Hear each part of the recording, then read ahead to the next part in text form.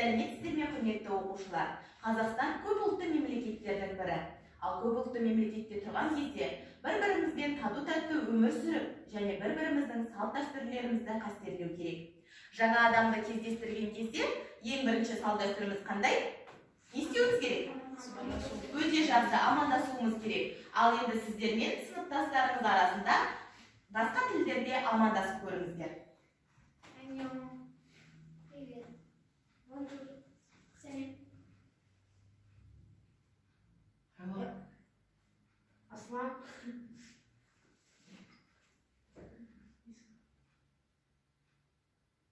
Привет. Привет. Өте жақсы, жарайсыздар балалар. Енді келесі суретке назар аударыңыздар. Келесі суретте 4 сурет бір сөз ойынын ойнайық. Мына 4 суретке қарап, қандай сөз жасырылғанын табыңыздар. Компьютерлік техниканың даму тарихына саяхатты келесі бейне материалдан бастайық. Есептеуіш техникасының даму тарихы. Компьютер термині латынның коммутаре терминінен шыққан. Бұл есептеу деген мағынаны береді. Компьютер бұл арифметикалық және логикалық операцияларды орындауға арналған электрондық құрылғы. Құрметті оқушылар, біздің бірінші тапсырмамыз еске түсір деп аталады. Компьютердің даму буындарын қайталауымыз қажет. Ол үшін элементтік базаның атауын және даму буынын постерға қойып шығу қажет.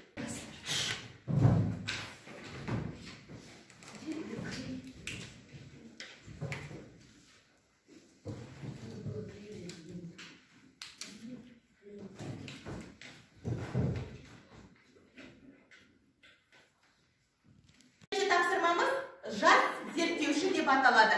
Сіздерге компьютердің даму тарихынан презентация дайындау қажет. Таңдаған құралымыз абак. Қазіргі электронды есептеуіш машиналардың артын тегі есепшот. Есепшотты гректер мен батыс еуропалықтар абак деп, қытайлықтар суанпан, жапондықтар серебрян деп атады. Біздің таңдаған құрал ол ENIAC.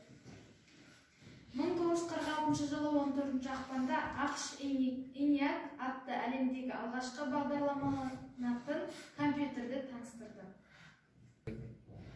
Оның массасы 30 тонна, 18.000 электронды түтікке ие болды. Apple бір дербес компьютерлері. Стив Джобс әйгілі американдық өнертапқыш. Apple бір дербес компьютерлерде алғашқы мониторлар болған жоқ. Ал енді құрметті оқушылар, екі тапсырманы орындап біз сіздермен жақсы жұмыс жасадық. Енді миға арналған жаттығуды орындап көрейік. Осы екі суреттен 10 айырмашылықты табу қажет. Жақсы, алға келіңіз. Бәрін тауып бересіз ба? Жақсы. Қандай айырмашылықтар? Мынау қызда басында белі бар. Бір. Аяқ киімі қызыл, аяқта күлгі. Екі. Мынау сүйекті қисайып тұр, ұстап тұр, мынау түзу. Өте жақсы. Үш. Аяқта бұлт жоқ, аяқта бар. Өте жақсы. Төрт. Аяқта ғимарат бар, аяқта ғимарат жоқ. Бес. Қыздың көйлегі қызыл, ана аяқта Сары. Алтау. Жақсы. Тағы да. Өте жақсы. Жеті. Тағы да кім? Гүлім шыға ғой?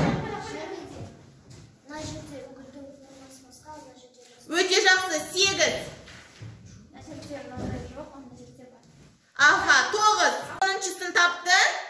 Аяқта шашы, парчалетті, аяқта жоқ. Шашы бар, бұл жерінде жоқ. Я, өте жақсы.